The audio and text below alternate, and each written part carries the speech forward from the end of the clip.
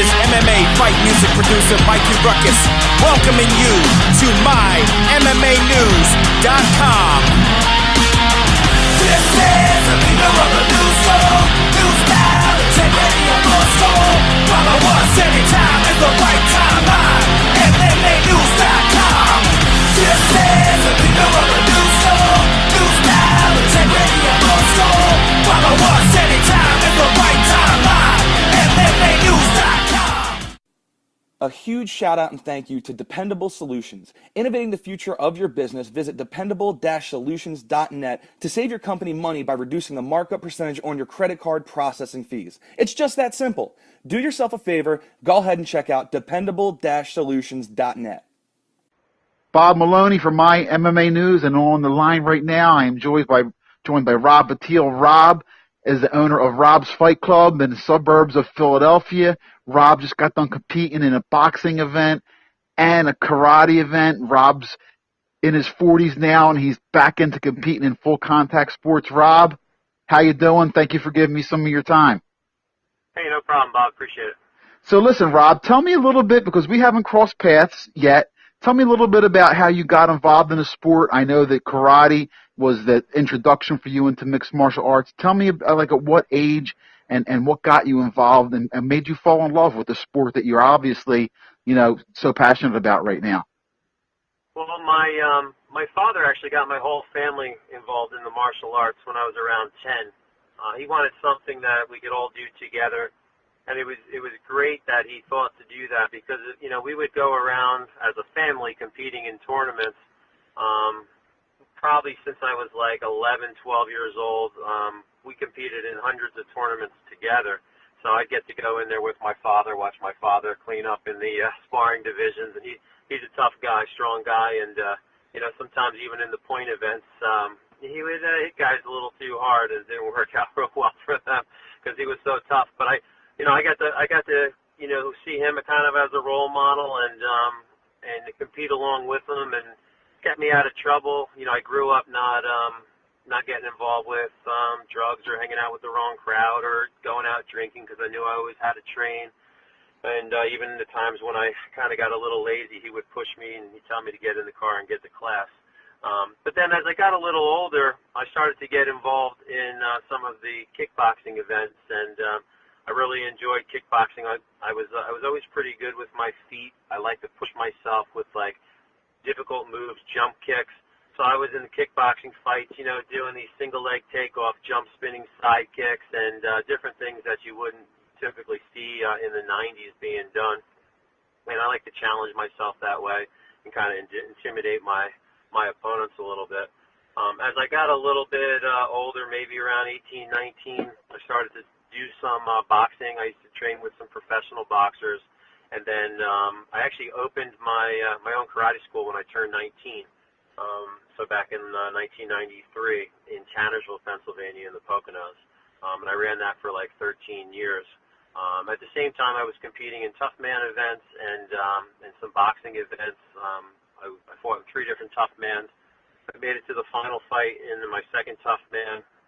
And then my school took the top 4 places in the third tough man that I fought in, which I won, and we pretty much cleaned up in that event out of about 65 guys. So that was a pretty cool accomplishment. That is awesome. That is. Now listen, tell me about recently. Recently, you told I was just following you, and you competed within a span of a week. Competed in a full contact karate event and boxing.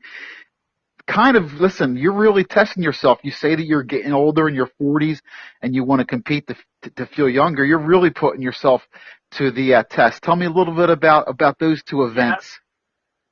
Yeah, absolutely. It definitely gets harder as you get older. Like, I'm still like, I'm 44, but I'm out there competing, and in my mind, I'm still 24. And so, sometimes, you got to push a little harder, because it gets a little harder to keep up with the younger guys and to keep up with like the high intensity type of training and the explosiveness that you need to fight full contact. And even in point events where you need to be fast, you need to be explosive to get in there and score. So that definitely becomes a challenge. And then, when you take a lot of years off, of competing, and then you get back into that adrenaline rush. Get that that little ring rust that you got to work through. It's definitely a challenge all over again. So yeah, I went into Gleason's tournament. Me and one of my coaches, Joe, and Joe also won. He won his first fight as well, winning his division. I had to fight twice. I fought on Friday. I fought pretty good. I fought 3 rounds, gave the guy 3 standing 8 counts. I knocked him down as well in the last round. And I felt really good getting in there, maybe a little ring rust. Saturday, I felt a little beat up, to be honest with you. I got out there feeling good in my first round, and then I just started to lose a little bit of my energy. I still fought a real close fight. The judges didn't give it to me, but realistically, I think I only got hit twice in that second fight, but maybe just wasn't as active as I probably could have been. And then the next weekend, I wanted to push myself with the karate again. I'm just trying to keep myself as active as possible just to get some of my sharpness back. So I went in the karate event, fought 3 different matches. I ended up taking 3rd place in that event, and I was running the guys out of the ring, so I wasn't getting. I was pretty aggressive. I wasn't getting some of the calls on my second match because the guy was out of the ring when I was hitting him. So it made a little bit of a challenge for me with the judging because they weren't warning him for running out of the ring. But outside of that, I felt pretty good, and I feel like I'm getting back to at least, where I was when I was a little bit younger. But I definitely like pushing myself. Well, listen, mixed martial arts serves a lot of purposes. Whether you're getting in the cage or fighting, whether you're for disciplines, whether you're doing it to keep in shape, and obviously you're using it for several things. I know it's such a thriving business and sport in where you're at in Philadelphia, in the South Jersey area where I'm from. There are so many facilities right now to choose from. Tell the people a little bit about your facility, where you're located, what you offer, and give a little plug to Rob's Fight Club for me. Yeah, I appreciate that. So yeah, we're in Horsham, so we're in the suburbs of Philadelphia, not too far from like Doylestown, Lansdale. Maybe like 30 minutes from Bensalem. We're kind of in that area. It's a nice area for sure. It's definitely easier to have a school than when I used to have it in the Poconos, where people didn't typically have as much money. But being in the suburbs, people can afford a little bit more. So I have a 6,000 square foot facility with 2 floors. We have a boxing ring, 2 different training facility like studios. We have a strength and conditioning room. And we're set up to kind of, what makes us a little different is we have karate, we have, some MMA type training, some self-defense classes, boxing classes, kickboxing classes. We focus a lot on stand-up and striking.